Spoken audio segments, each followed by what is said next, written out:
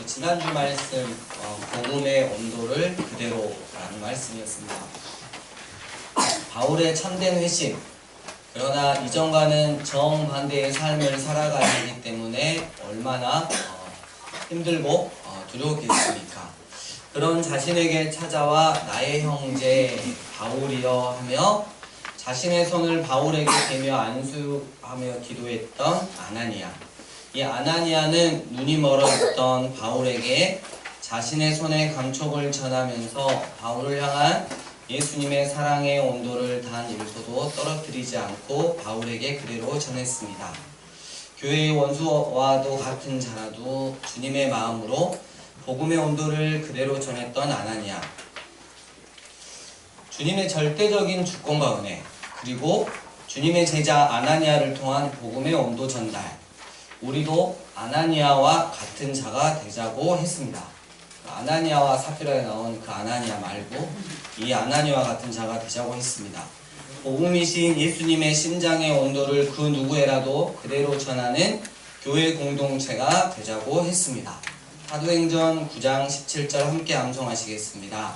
살아계신 하나님의 말씀, 형제 사울아, 주 곧 나를 보내어 성령으로 충만하게 하신다니. 사도행전 9장 17절 말씀. 아멘. 사도행전의 저자인 누가는 이방인의 사도가 된 바울의 회심 이야기로부터 계속해서 고넬료의 회심, 곧 첫 번째 이방인의 신자가 된 이야기로 나아가고 있습니다. 이방인 고넬료의 회심에서는 베드로가 중개인입니다. 때문에 우리는 오늘 베드로에게 집중합니다. 오늘 말씀은 사도행전 속의 베드로의 행전이라고 말할 수 있겠습니다. 사도행전 9장 32절, 베드로는 순회 설교 사역에 집중하고 있는 것으로 소개됩니다. 그는 사방으로 두루 다녔습니다. 베드로는 복음을 전파하기 위한 것뿐만 아니라 또한 성도들을 방문해서 그들을 가르치고 격려하기 위함이었습니다. 한 번은 그가 서쪽 해안을 향해 가다가 루다에 사는 성도들에게 내려갔습니다. 그곳에는 애니아라는 사람이 살았는데요, 중풍병으로 8년 동안이나 자리에 누워 있었습니다. 베드로는 자신의 능력이나 권세로는 질병과 죽음을 정복할 수 없으리라는 것을 잘 알고 있었습니다. 그래서 그는 중풍으로 자리에 누워있는 사람에게 예수 그리스도께서 너를 낫게 하시니 일어나 내 자리를 정돈하라고 말했습니다. 이는 마치 가버나움에 살았던 그 중풍병자에게 일어나 내 침상을 가지고 집으로 가라 라고 말씀하셨던 예수님을 꼭 그대로 따라한 것 같습니다. 다음으로 에루살렘에서 가장 가까운 항구인 욥바에는 도루가라는 여자가 살고 있었는데요, 누가는 그녀를 선행과 구제하는 일이 심히 많은 여제자라고 묘사합니다.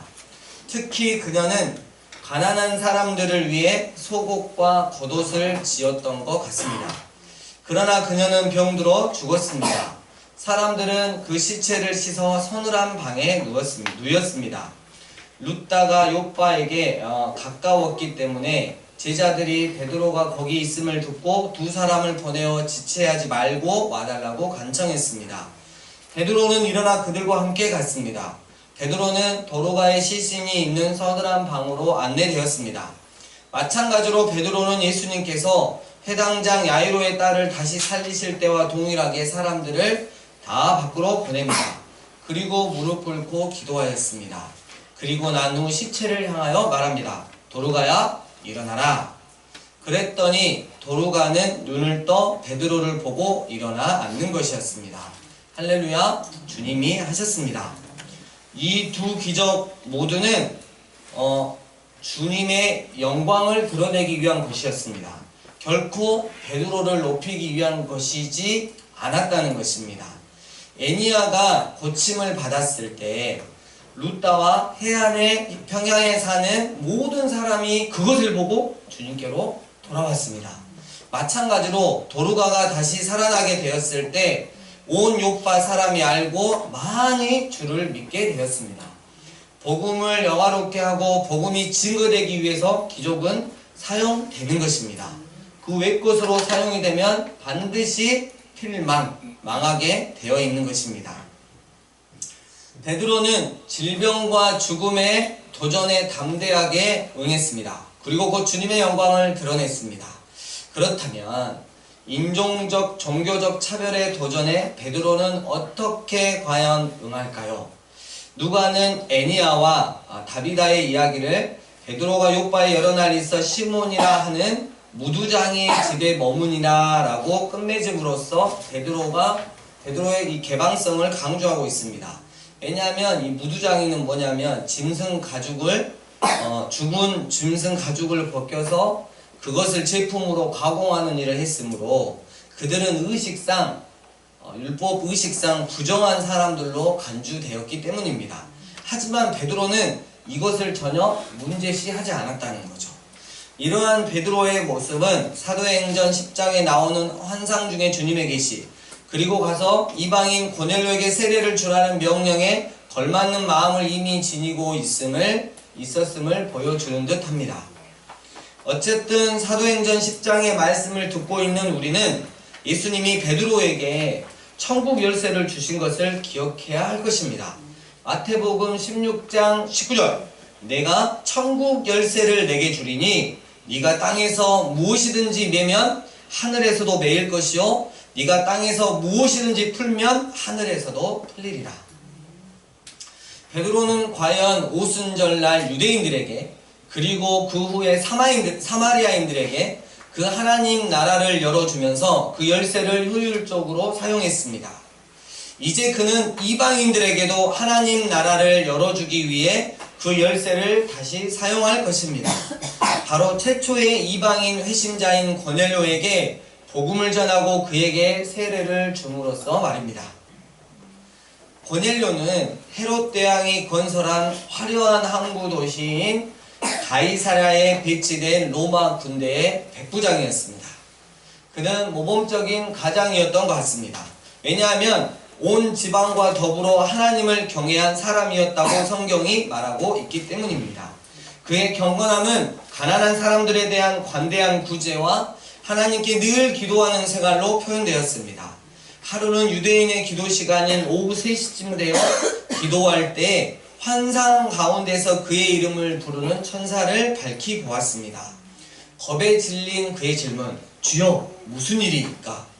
에 대한 대답으로 천사는 그에게 그의 기도와 구제가 하나님 앞에 상달되어 하나님 앞에 기억하신 바가 되었으며 그래서 하나님이 그것을 주목하셨다는 것과 그가 바닷가를 따라 남쪽으로 51km 떨어져 있는 욥바에 사람들을 보내어 해변에 있는 자기와 이름이 같은 무두장이 시몬의 집에 머물고 있는 시몬 베드로를 데려오라고 말합니다. 명령에 죽고 명령에 사는 백부장 고넬료였기에 즉시 이 천사의 명령에 순종하여 하인 2사람과 하나님을 경외하는 군인 1사람을 욥바로 보내었습니다. 고넬료가 환상을 본 다음날 정오 12시쯤 되어서 고넬료가 보낸 사람들이 욥바에 가까이 이르렀을 때 베드로는 기도하러 무두장이 시몬의 집의 평편한 지붕에 올라가 있었습니다. 그는 시장하여 무엇인가 먹었으면 하는 생각이 들었습니다. 우리 친구들 이스라엘 갔을 때 이 베드로의 그 있었던 무두장이 시몬의 집 기억나시나요? 바닷가에 가서 마지막 날 사진 찍은 것만 기억나나요? 봤는데 다. 네. 나쁜 녀석들. 사람들이 식사 준비를 하고 있는 동안 베드로는 황홀경에 들어갔습니다. 그리고 이상한 환상을 보았습니다. 하늘이 열리며 보자기 하나가 내려오는 것이었습니다. 그 보자기 안에 땅에 있는 각색 4발 가진 짐승과 기는 것과 공중에 나는 것들, 즉 분명 깨끗한 것과 정통 유대인이라면 누구나 다 혐오스러운 것으로 생각하는 부정한 것들이 뒤섞여 들어있었다는 것입니다. 그런데 이 환상을 보고 나서 그는 이제 한 음성의 충격적인 그 한 음성이 충격적인 명령을 하는 것을 들었습니다. 베드로야, 일어나서 잡아 먹어라. 베드로는 그가 예수님의 공생의 기간 2번 그랬던 것처럼 주여 그럴 수 없나이다. 속되고 깨끗하지 아니한 물건을 내가 언제든지 먹지 아니하였나이다 라고 덧붙였습니다. 그러자 두 번째 소리가 다시 들려왔습니다. 하나님께서 깨끗하게 하신 것을 네가 속되다고 하지 말아라. 그 후에 보자기의 환상 전체가 3번 반복된 듯이 보이며 그러고 나서 곧 보자기 같은 것이 하늘로 올려져 갔습니다. 환상 자체로 인해 베드로는 어리둥절해졌습니다. 그러나 그가 본 환상이 무슨 뜻인지 속으로 의아해하는데 마침 고넬료가 보낸 사람들이 시몬의 집을 찾아 문 밖에 서 있었습니다. 그러고 나서 베드로가 그 환상에 대해 생각할 때 성령이 그에게 말씀하셨습니다. 두 사람이 너를 찾으니 일어나 내려가 의심하지 말고 함께 가라. 내가 그들을 보내었느니라.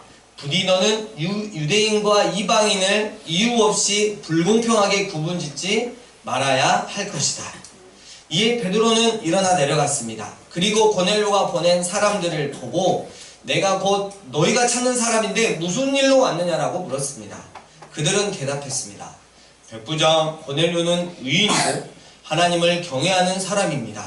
유대 족속이 칭찬하더니 그가 거룩한 천사의 지시를 받아 베드로 당신을 그 집으로 청하여 말을 들으려고 합니다. 우리는 하나님이 이 고넬료와 베드로에 대한 그 하나님의 역사가 얼마나 완벽하게 들어맞도록 하셨는가를 주목해 볼 필요가 있습니다. 왜냐하면 베드로가 기도하면서 환상을 보고 있는 동안 고넬료가 보낸 사람들은 이미 그 도시에 다가오고 있었고 베드로가 자신이 본 것의 의미에 대해 당혹스러워하고 있는 동안 그들은 그가 머물렀던 집에 도착했고 베드로가 아직도 그 환상에 대해 곰곰이 생각하고 있는 동안 성령님은 사람들이 그를 찾고 있으며 의심할 것 없이 그들과 함께 가야 한다고 말씀하셨고 베드로가 내려가 그들에게 자신을 소개했을 때 그들은 그에게 자신들이 방문한 목적을 설명했기 때문입니다. 하나님의 일하심을 경험해 보면 여러분 너무 정말 스릴이 넘칩니다. 믿음의 스릴이라고 그러죠. 저도 뭐 이렇게 엄청 많지만 그 중에 하나가 아직까지 많이 생각나는 게 제가 이게 몸은 이렇게 약하고 좀 이렇게 여성스럽게 생겼지만 또 ROTC 나와가지고 그 유교 훈련소 갔어요. 2주인데 그 안에서는 구타가 허락이 됐었어요. 가지고 올빼미로 이렇게 불려가지고 몇 번 올빼미 하면서 아주 심한 그런 훈련들을 받고 마지막 날 며칠은 그 100km 행군을 밤에 산만 타고 가야 되는데 그때 어떤 친구가 야 거기 가면 안경도 못 쓴대 이래가지고 안경을 아예 놓고 갔었어요. 그래서 잘 안 보였어요. 제가 안 보였는데 밤에 이제 그 행군을 하다가 2주차에 행군을 하다가 산에서 이렇게 좀 낭떠러지 비슷한데 굴렀는데 제가 한 2바퀴를 멋있게 구른 다음에 착지를 쫙 한 거예요. 대박, 나 배운 적도 없는데. 그래서 아무 생각 없이 그 다음날 이렇게 밤새도록 행군하고 아침에 보니까 이 총에 이 총열이 있잖아요. 총열 덮개가 하나 없어졌더라고요. 그 다음부터는 이제 윗사람한테 걸리면 여러분 총은 생명입니다.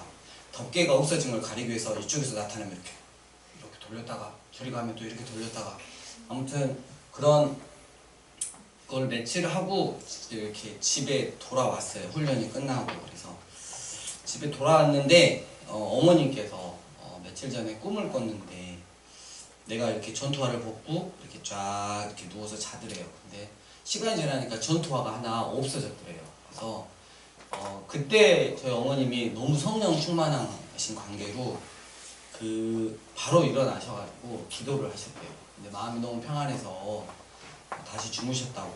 근데 평안해지니까 이제 주무신 건데 저는 이제 그거를 듣고 이제 소름이 돋았죠.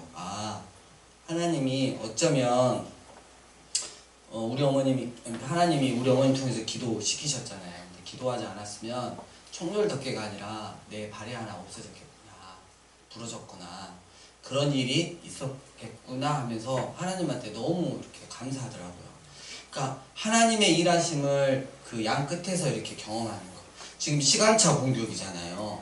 예, 고넬료가 먼저 되고 하루 먼저 되고 베드로가 하루 먼저 가면 잡생각이 많이 되니까 하루 후에 도착할 때쯤에 또 하나님 일하시잖아요.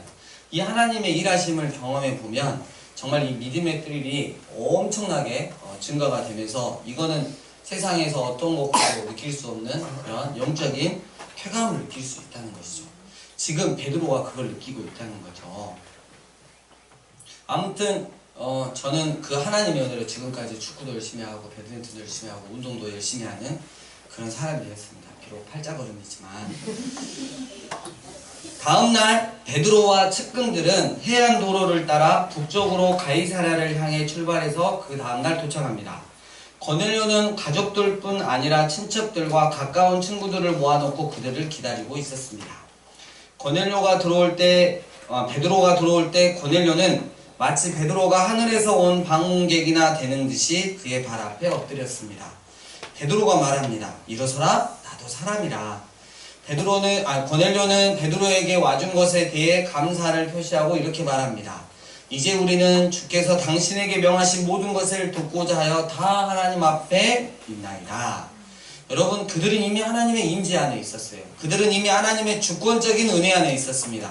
그들은 이미 살아계신 하나님의 말씀을 듣고 은혜 받을 준비가 되어 있었습니다. 십자가의 복음을 전하는 이 베드로의 마음은, 가슴은 정말 터질 듯 했습니다. 왜요? 하나님의 일하심을 경험했기 때문이죠. 이렇게 복음을 전합니다. 이보다 더 확실한 하나님의 진리는 없습니다. 하나님은 차별하지 않으십니다. 여러분이 누구이며 어디 출신인지 하나도 중요하지 않습니다. 여러분이 하나님을 원하고 그분의 말씀대로 행할 각오가 되어 있다면 문은 열려 있습니다. 하나님은 당신의 독자 예수 그리스도로 말미암아 모든 것이 다시 회복되고 있다는 메시지를 이스라엘 자손에게 보내셨습니다. 이제 그분은 어느 곳에든지 누구에게나 그 일을 행하고 계십니다. 유대에 있었던 일은 여러분도 이미 알고 있습니다. 그 일은 세례 요한이 전적인 삶의 변화를 전한 뒤에 갈릴리에서 시작되었습니다. 그때 예수님께서 나사렛에서 오셔서 하나님의 성령으로 기름 부음을 받으셨습니다. 이로써 활동하실 준비가 되신 것입니다. 그분은 온 나라를 다니시며 사람들을 도우시고 사탄에게 짓눌린 모든 사람을 고쳐주셨습니다. 예수님께서 이 모든 일을 하실 수 있었던 것은 하나님께서 함께 하셨기 때문입니다. 우리는 그 일을 직접 보았습니다. 유대인의 땅과 예루살렘에서 그분이 행하신 모든 일을 보았습니다. 그런데 예루살렘에서 사람들이 그분을 십자가에 매달아 죽였습니다. 그러나 하나님께서 3일째 되는 날에 그분을 일으켜 다시 살리시고 나타내 보이셨습니다. 모든 사람이 그분을 본 것은 아닙니다. 그분이 공개적으로 누구에게나 드러나신 것은 아닙니다. 하나님께서 미리 신중하게 증인들을 택하셨기 때문입니다. 우리가 바로 그 증인입니다. 그분이 죽은 자들 가운데서 살아나신 뒤에 그분과 함께 먹고 마신 사람들이 바로 우리입니다. 그분은 이 일을 공개적으로 알리는 일을 우리에게 맡기셨습니다. 하나님께서 산 자와 죽은 자의 심판자로 전하신 이가 바로 예수님이심을 엄숙히 증거하는 일을 우리에게 맡기신 것입니다. 그러나 이 일에 우리만 참여한 것은 아닙니다. 그분을 믿는 사람들이 다 그의 이름을 힘입어 죄사함을 받는다는 우리의 증언은 모든 선지자들도 증언하고 있습니다. 베드로 입에서 이 말씀이 떨어지자마자 듣고 있는 사람들에게 성령이 강력하게 임하였습니다. 베드로와 함께 온 믿는 유대인들은 믿기지가 않았어요. 유대인이 아닌 이방인들에게 성령의 선물이 부어지는 것이 도무지 믿기지 않았던 것입니다. 그러나 분명한 사실이었습니다. 그들은 이방인들이 방언으로 말하고 하나님을 찬양하는 소리를 들었던 것입니다. 그러자 베드로가 말합니다. 이 사람들에게 물로 세례를 주는데 이의가 있습니까? 이들도 우리와 똑같은 성령을 받았습니다. 아무런 이의가 없자 베드로는 그들에게 명하여 예수 그리스도 이름으로 세례를 받게 했습니다. 그들은 베드로에게 며칠 더 묵어가기를 청했습니다. 왜요?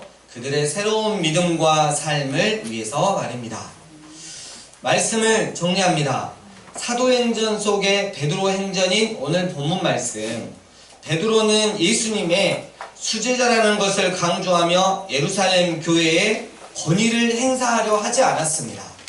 오히려 순회 선교사가 되어 복음이신 예수님을 사방으로 두루 다니며 전파했고, 또한 성도들에게도 신방을 가서 말씀으로 굳게 설 것을 권면했습니다.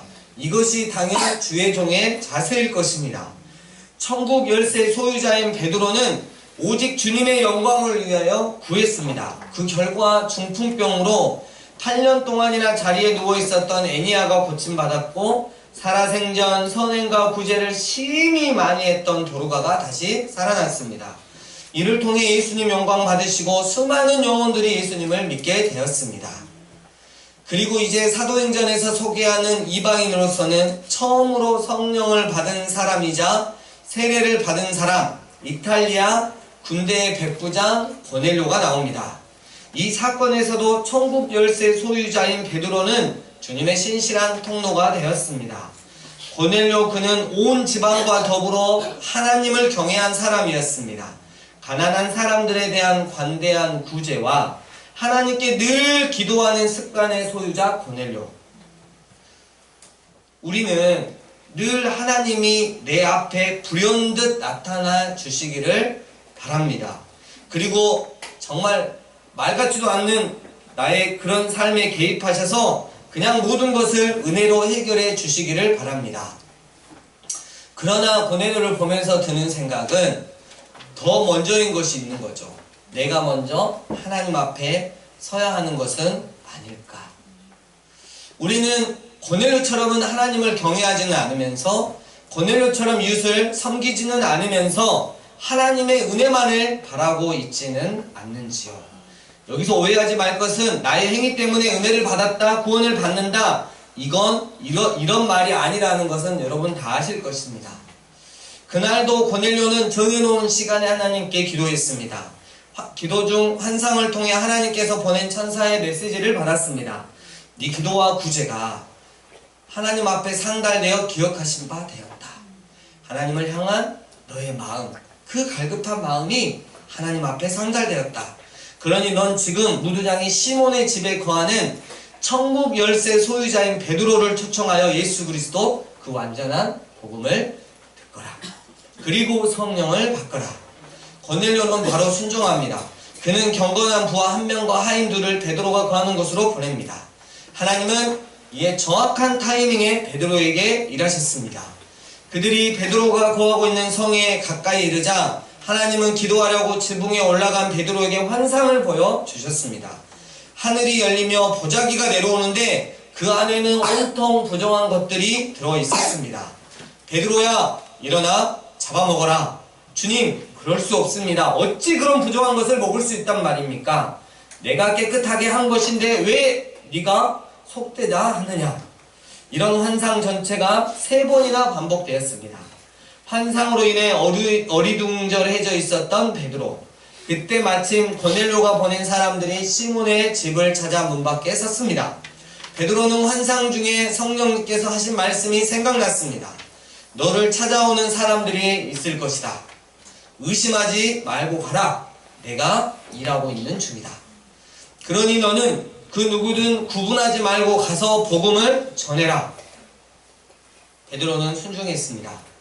그때까지 부정한 자들로 여겨졌던 이방인, 그중 고넬료에게 갔습니다. 고넬료는 가족들뿐 아니라 친척들과 가까운 친구들까지 모아놓고 베드로를 기다리고 있었습니다. 은혜 받을 사람은 달라도 확실히 뭔가 다릅니다.